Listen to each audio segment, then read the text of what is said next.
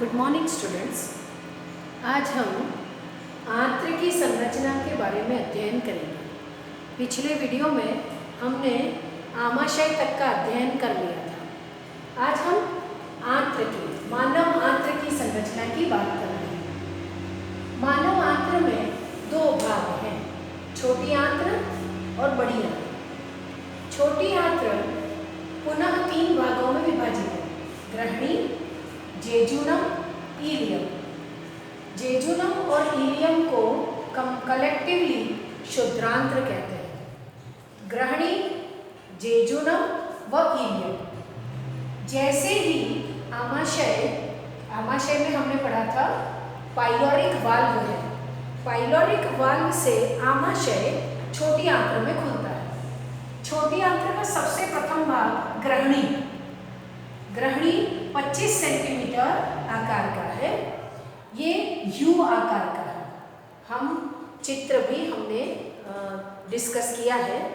इसमें ग्रहणी में जैसे ही आमाशय खत्म होता है और आमाशय के बाद क्या प्रारंभ हो जाता है, छोटी आंत्र। और छोटी आंत्र का यह प्रारंभिक 25 सेंटीमीटर भाग जो लगभग यू के आकार का है, उसे 25 सेंटीमीटर यू आकार के भाग को ग्रहणी कहते हैं।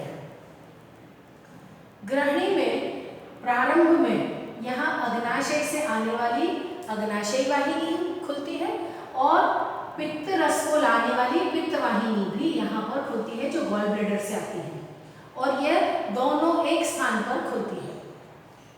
यहाँ पर एक अवरोधिनी लगी होती है जिसे कहते हैं स्फिंक्टर ऑफ ऑडी, ऑडी की अवरोधिनी।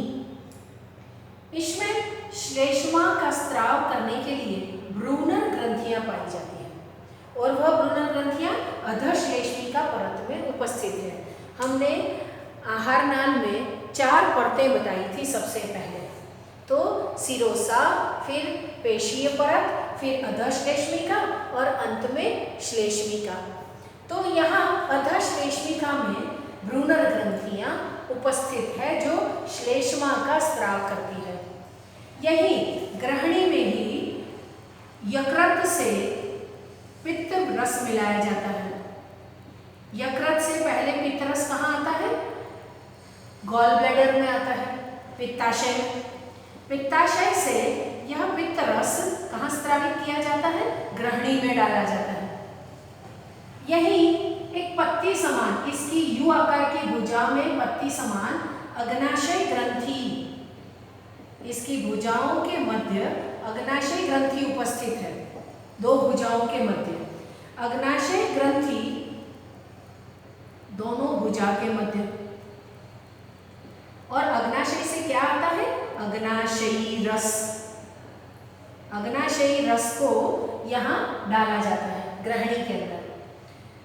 पित्त जो है, पित्त रस आ रहा है, पित्त आमाशय से जो अम्लीय भोजन आया है उसको क्षारीय बनाने का कार्य करता है और अग्नाशय ग्रंथि से अग्नाशयी रस स्त्रावित होते हैं। अग्नाशयी रस में सारे पाचक एंजाइम भरे होते हैं। यह पाचक एंजाइम भोजन के पाचन का कार्य प्रारंभ कर देते हैं। आगे हम कौन कौन से एंजाइम है, किसका पाचन करेंगे, ये अगले वीडियो में देखेंगे। तो यहाँ ग्रहणी की रचना देखिए हमने। ग्रहणी किसमें खुलती है, क्षुद्रांत्र में। अब क्षुद्रांत्र के दो भाग कर दिए हमने, अगला भाग जेजुनम और पश्च भाग इलियम, या अग्र क्षुद्रांत, पश्च क्षुद्रांत। जेजुनम और इलियम, इलियम लगभग 1.5 मीटर है, जेजुनम लगभग 1 मीटर है। तो जेजुनम और इलियम दोनों अत्यधिक कुंडलित हैं। इनमें श्लेष्मिका एवं अधश्लेष्मिका दोनों परतें बहुत अधिक वलनों के रूप में रूपांतरित हो गई और ये वलन को कितने बड़े हैं, 8 मिलीमीटर तक के वलन हैं। इनको कह दिया कर्करीन के वलन। यानी जेजुनम और इलियम में श्लेष्मिका और अधश्लेष्मिका परतें, जैसा हम ऐसा देखे हैं, श्लेष्मिका और अधश्लेष्मिका परतें बना लेते हैं, ये क्या हो जाती है, अत्यधिक वलित हो गई। ऐसे कितने 8 मिलीमीटर तक के वलन। तो इनको हमने कह दिया कर्करिंग के वलन। इन वलनों पर अंगुली समान प्रवर्धन, अब इनके ऊपर एक अंगुली समान प्रवर्धन बन गए उपकला द्वारा, तो इनको हमने नाम दे दिया विलाई। वलनों पर अंगुली समान प्रवर्ध विलाई, विलाई को हमने क्या नाम दे दिया? रसांकुर। रसांकुर पर, अब ये रसांकुर के ऊपर हजारों की संख्या में सूक्ष्मांकुर पाए जाते हैं, यानी जेजुनम में अग्रशुद्रांत में श्लेष्मिका एवं अधश्लेष्मिका वलित हो गई। कोई भी वस्तु जब वलनों के रूप में होती है, इसका तात्पर्य क्या है कि एक कोई बहुत बड़ी वस्तु को छोटी जगह में रखा गया, तो ये बहुत सारे वलन है, यानी बहुत ज़्यादा लंबाई है पर उसको सीमित स्थान में रखना है, इसलिए ये कैसी हो गई? फोल्डेड हो गई वलनों के रूप में। यानी इसकी पाचन की सतह तो बहुत बड़ी है, परंतु छोटे जगह में बड़ी सतह को रखने के लिए उसको फोल्ड कर दिया गया, वलित कर दिया गया। तो वलनों पर रसांकुर आ गए, रसांकुर के ऊपर पुनः कौन लगे हुए हैं? हजारों सूक्ष्मांकुर। और इस कारण से ये विलाई कैसे दिखाई देते हैं हमें? ब्रश बॉर्डर के समान। विलाई के ऊपर कौन लगे हुए हैं? ब्रश बॉर्डर लगे हुए हैं। ये विलाई है और विलाई के ऊपर ब्रश बॉर्डर लग गए सूक्ष्मांकुर से। सूक्ष्मांकुर पर हजारों रसांकुर पर हजारों सूक्ष्मांकुर उपस्थित है, जिन्हें ब्रश बॉर्डर कहते हैं। श्लेष्मिका में, अब ये श्लेष्मिका और अधश्लेष्मिका वलनों के रूप में है। इनके अंदर लसिका ग्रंथियों के समूह आ गए। लसिका ग्रंथियां, क्योंकि आगे हम देखेंगे जो विलाई है, विलाई में एक मध्य में कौन पाई जाती है? लसिका वाहिनी पाई जाती है। तो ये जो लसिका वाहिनी बनाई है विलाई के अंदर, तो इसका उद्भव कहीं ना कहीं से तो है। तो इसका उद्भव लसिका ग्रंथियों का जो समूह है इन वलनों में, यहाँ नीचे, इन्हें क्या कह दिया? पेयर के समूह। तो यह तो हुआ विलाई, ये हो गई लसिका वाहिनियां। विलाई किसके ऊपर लगे हुए थे? लसिका वाहिनियां, और यहाँ पर लसिका ग्रंथियां हैं। तो लसिका ग्रंथियां श्लेष्मिका और अधश्लेष्मिका में, जिसको हमने कर्करिंग के वलन कहा था, ये कर्करिंग के वलन हुए। यहाँ लसिका ग्रंथियां हैं, यहाँ से क्या निकली? लसिका वाहिनी, जो किसके अंदर चली गई? विलाई के अंदर, अंकुर रसांकुर के अंदर। और रसांकुर के ऊपर कौन है? सूक्ष्मांकुर है। तो ये विलाई की रचना हो गई। तो ये तो हुए कर्करिंग के वलन, ये हो गए रसांकुर, ये हो गए सूक्ष्मांकुर। और रसांकुर के मध्य में ये कौन सी वाहिनी हो गई? लसिका वाहिनी। तो श्लेष्मिका में लसिका ग्रंथियों के समूह है, इन्हें कह दिया पेयर के समूह। नलिकाकार आंत्र ग्रंथियां, यहाँ ऐसी लंबी लंबी आंत्र ग्रंथियां भी हैं। नलिकाकार, इन्हें कह दिया लिबरकुन की गर्तिकाएं। यहाँ इनके मध्य, दो रसांकुर के मध्य में यहाँ भी लिबरकुन की गर्तिकाएं कहलाती हैं। इनमें कितनी कोशिकाएं होती है? कलश कोशिकाएं, आंत्र कोशिकाएं और पैनेत्र कोशिकाएं। तो कलश कोशिकाएं, आंत्र कोशिका और पैनेत्र कोशिका कहाँ उपस्थित है? लिबरकुन की गर्तिकाओं में उपस्थित है। कलश कोशिकाओं का क्या कार्य है? श्लेष्मा का स्राव करना। आंतरीय कोशिकाओं का क्या कार्य है? जल अपघट्य को स्रावित करना एवं एंजाइम का आंतरीय रस स्रावित करती है। पैनेत्र कोशिकाएं लाइसोजाइम और आंत्र रस का स्राव करती हैं, जिसमें बहुत सारे पाचक एंजाइम भरे होते हैं जो आंत्र में पाचन करते हैं, जो हम अगले वीडियो में देखेंगे। तो यहाँ हमने छोटी आंत्र के 3 भाग देखे हैं। छोटी आंत्र में ग्रहणी, अग्रशुद्रांत, पश्चशुद्रांत 3 भाग हैं।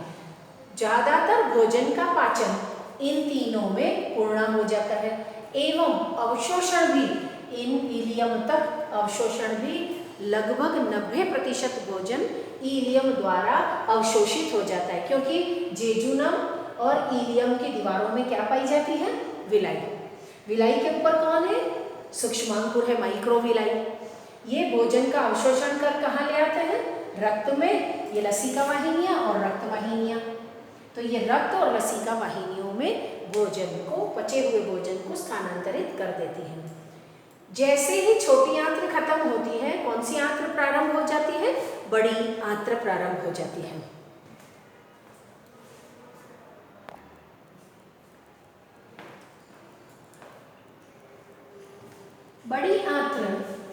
बड़ी आंत्र को वृहद आंत्र भी कहते हैं। यह लगभग 1.5 मीटर लंबी है। बड़ी आंत्र, वृहद आंत्र और लगभग 1.5 मीटर लंबी होती है। बड़ी आंत्र को ये 1.5 मीटर लंबी पुनः 3 भागों में विभाजित किया गया, सीकम, कोलन और मलाशय, इन तीनों में विभक्त किया गया। सीकम, जहाँ छोटी आंत्र और बड़ी आंत्र मिलती है, उस जगह को हम बोलते हैं सीकम। जहाँ बड़ी आंत्र व छोटी आंत्र मिल जाती है, उनकी संधि पर सीकम है। यह अवशेषी अंग है। सिरे पर 8 सेंटीमीटर लंबा एक बंद प्रवर्ध है, जिसे कृमि रूप परिशेषिका कहते हैं। यह निष्क्रिय है। हमारे जो पूर्वज थे, इनमें यहाँ पर सेल्यूलोज का पाचन होता था, अतः यहाँ सेल्यूलोज के पाचन के लिए जीवाणु उपस्थित होते थे। बाद में हमने भोजन को पकाकर खाना शुरू किया और यहाँ पकाने पर जो कार्बोहाइड्रेट है, स्टार्च है, वह सब का पाचन हो गया, परंतु सेल्यूलोज का पाचन होना धीरे धीरे बंद हो गया। तो ये कृमि रूप परिशेषिका अभी भी हमारे शरीर में है, जिसको हम अपेंडिक्स कहते हैं। आपने सुना होगा बहुत सारे लोगों में अपेंडिक्स ऑपरेशन करके निकाल दिया जाता है, पर इससे कोई फर्क नहीं पड़ता, क्योंकि यह वैसे ही निष्क्रिय है। यहाँ सेल्यूलोज का अब पाचन नहीं होता। सेल्यूलोज हमारे शरीर में किसका स्थान ले लेता है? रफेज, रेशा। यहाँ इलियोसिकल वाल्व है। यहाँ हमने पढ़ा था इलियम, ये पढ़ा सीकम। तो इलियम खत्म हुआ, सीकम प्रारंभ हुआ, इसको कहते हैं इलियोसिकल वाल्व, जो भोजन को सीकम से कोलन में ले जाता है, परंतु वापस विपरीत दिशा में इलियम में नहीं जाने देता। ये इलियोसिकल वाल्व द्वारा भोजन इलियम से कोलन में स्थानांतरित होता है। अब आता है कोलन। हम थोड़ा सा अपने डायग्राम को याद करें तो हम कुछ ऐसा बड़ी आंत्र का चित्र बनाते थे।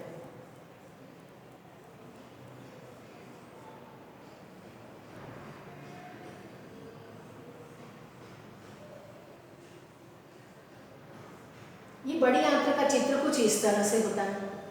इस पूरे हिस्से को हम कहते हैं कोलन। कोलन के 4 भाग, यहाँ से ये है अपना कृमि रूप परिशेषिका, यहाँ से ये छोटी आंत्र इलियम जो इसके अंदर बीच में थी, ये छोटी आंत्र इलियम थी। इलियम यहाँ खुलती है सीकम में, ये है अंगुली समान हमारा कृमि रूप परिशेषिका, ये बंद प्रवर्ध है, इधर से बंद है। यहाँ वाल्व लगा हुआ है इलियोसिकल वाल्व, ये इलियम, ये सीकम, ये इलियम और सीकम, यहाँ वाल्व लगा हुआ है, यहाँ ये सीकम, ये इलियम। अब यहाँ से भोजन कहाँ जा रहा है? कोलन में। पचा हुआ अवशोषित जो भाग भोजन में अवशोषित नहीं हुआ, वह कहाँ स्थानांतरित हुआ? कोलन में। कोलन के 4 भाग, यह हम देख रहे हैं ऊपर जाता हुआ, इसे कह देते हैं हम आरोही भुजा कोलन के। यह अनुप्रस्थ भुजा है, अनुप्रस्थ भुजा। फिर नीचे आ रहे हैं अवरोही भुजा, और ये सिग्मोइड भुजा, और ये किसमें खुलेगी? मलाशय में।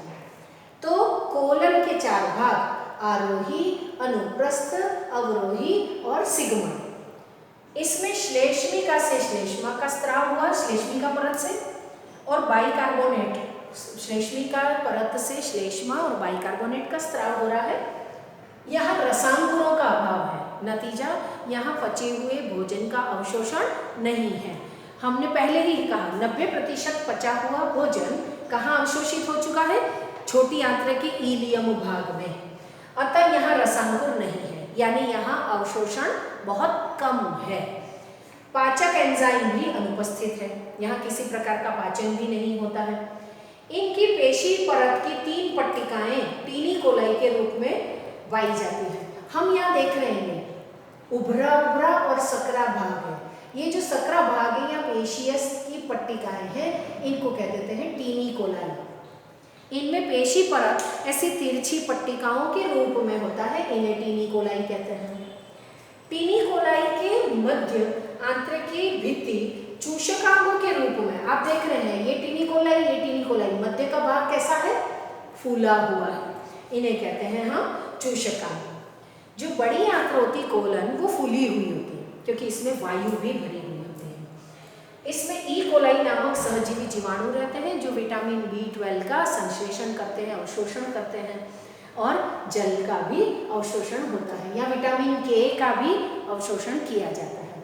तो सहजीवी जीवाणु जल के अवशोषण में मदद करते हैं और विटामिन B12, विटामिन K का संश्लेषण और अवशोषण करते हैं। बहुत कम मात्रा में यहाँ अवशोषण है। कोलन मलाशय में खुलती है, ये बड़ी आंत का अंतिम भाग है। मलाशय में दो अवरोधिनी है, आंतरिक अवरोधिनी चिकनी पेशी से बनी होती है, बाह्य अवरोधिनी रेखित पेशी से मिलकर बनी होती है। और ये दोनों जो अवरोधनियां हैं ये मनुष्य की इच्छा पर निर्भर करती है कि जब मलाशय में अत्यधिक मल एकत्र हो जाता है तो ये पेशियां कैसा उत्पन्न करती, अर्ज उत्पन्न करती है, इच्छा उत्पन्न करती है मल त्याग की। और अपचित भोजन मलाशय में एकत्र होता है। कोलोन में सर्वाधिक किसका अवशोषण होता है, जल का अवशोषण होता है यहाँ। और अतिरिक्त जल के बिना जो ठोस मल है वो मलाशय में एकत्र हो जाता है। तो यहाँ हमने मानव आंत्र की संरचना का अध्ययन किया।